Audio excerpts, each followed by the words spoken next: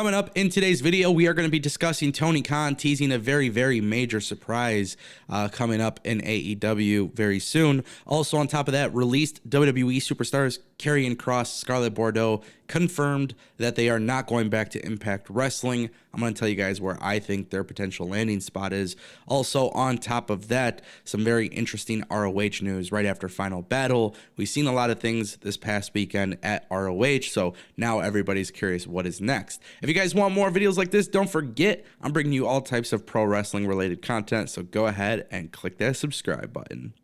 So we're going to talk about ROH Final Battle because this was a very good event, despite the fact that it was potentially the last event for Ring of Honor. Now, I actually enjoyed watching ROH Final Battle, but I definitely had some big question marks pop up in my head when I saw the booking of some of these matches. We saw some title changes. We saw the debut of Adam Scherr, aka Braun Strowman. And on top of that, one thing that I found to be very, very interesting was that the Briscoes had won the ROH Tag Team Championship belts. Now, keep in mind, ROH had the arrival of FTR, which, of course, now everybody is wondering what is next. Now, the belief is that ROH will actually return in February, but nobody really knows if that's actually the case. Nobody really knows if ROH truly believes in coming back. Now, this obviously has a lot to do with Sinclair Broadcasting being the parent company for ROH, but my belief is that ROH, with some of these title changes and some of these things that have happened, I think these things will start to occur outside of ROH as well.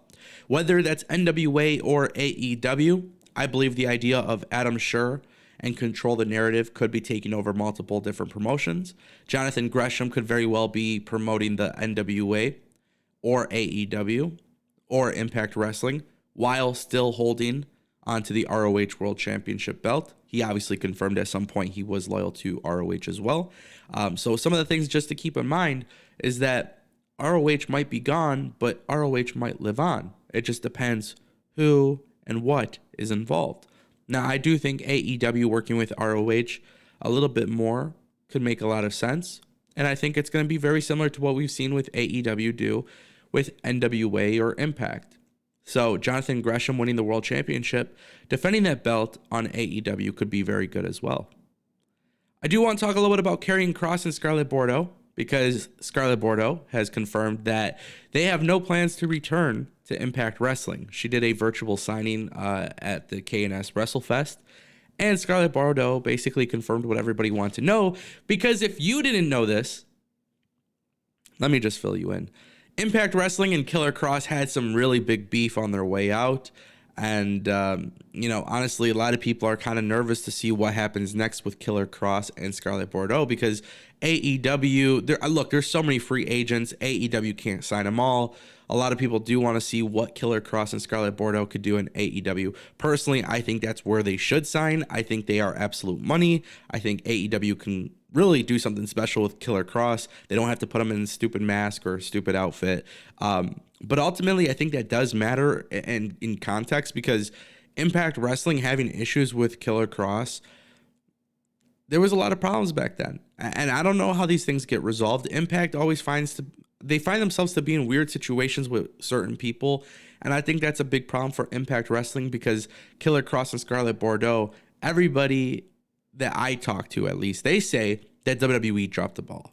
And when people say that WWE dropped the ball, that usually means they didn't have an issue with the work from Killer Kross and Scarlett Bordeaux. So with that being said, I think AEW signing them would make the most sense, but will that actually happen? We know they're not going back to Impact Wrestling, so don't look forward to it. Don't count on it. I see a lot of people are talking about it, but it's not happening. And one other thing I do want to mention too, if AEW and Impact do resume their working agreement, don't expect Killer Kross to be part of that, okay? Just making that a mention, I wouldn't expect that to happen. If anything, I would expect to see Killer Kross on AAA, and then from there, AAA and AEW working together. That would be more feasible than AEW and Impact working together. Now, I do want to talk about Tony Khan, because Tony Khan did reveal some very amazing news. So he was talking about winter is coming, and obviously AEW has a lot of big plans for winter is coming. But now Tony Khan is Dude, this guy is amazing. He's teasing some big things. He was asked about a potential debut given Sting's debut last year. And Tony Khan goes, I'm more than aware that there is a number of free agents out there. Wrestlers I admire too. But I've got to say that you just got to keep watching over the next few weeks and not just Winter is Coming. So if you guys are somebody who is looking forward to the idea of a debut at Winter is Coming, I'm not saying it's not going to happen or whatnot, because there are some rumors that are leading to Winter is Coming. Don't forget Bray Wyatt, AEW could very well be happening soon. But Tony Khan's not finished. So whether that's Johnny Gargano and Kyle O'Reilly, whether that's Bray Wyatt, whether that's Braun Strowman and EC3, whether that is Killer Kross and Scarlett Bordeaux, obviously some of these wrestlers have 90-day non-competes. Some of them don't. Some of their 90-day non-competes have expired. The idea here is that AEW is bringing in some fresh new talent. And with that being said, the one thing that's also not being talked about a lot is the fact that WWE has released so much talent that it's very difficult to see how AEW is going to maneuver around that, because with them signing so many free agents, now it becomes a choice. Okay, do we sign this person and not sign this person? And on top of that, which talented people on AEW's roster are going to get released or not re-signed? Because you can't just add a whole bunch of talent in and keep the ones that you're not using. So it is very interesting stuff to me, in my opinion. I think Killer Kross should have gone to AEW. I think Johnny Gargano and Kyle O'Reilly going to AEW, it's going to be interesting stuff if it happens. I just don't know what to expect. Adam Cole has been talking about Johnny Gargano and Kyle O'Reilly in AEW as well. So it is furthering this conversation, this dialogue, that people are coming to AEW. Tony Khan is teasing more debuts in AEW, but don't get your hopes up for Winter is Coming. But I still stand by this. I still genuinely believe that Bray Wyatt is headed to AEW. Everything from what I've heard, AEW is teasing it. There's talks about it, but we know that there are debuts happening, and Tony Khan is bringing them to AEW Dynamite. So I want to know what you guys think. It's very important that you guys join the conversation, and don't forget, we do have a Discord server. In this Discord server, you have the ability to join us and talk with pro wrestling fans just like yourself. We're building a community here. It would be greatly appreciated if you guys decide to join. And also, don't forget, I'm going to throw up 2 videos on the screen here.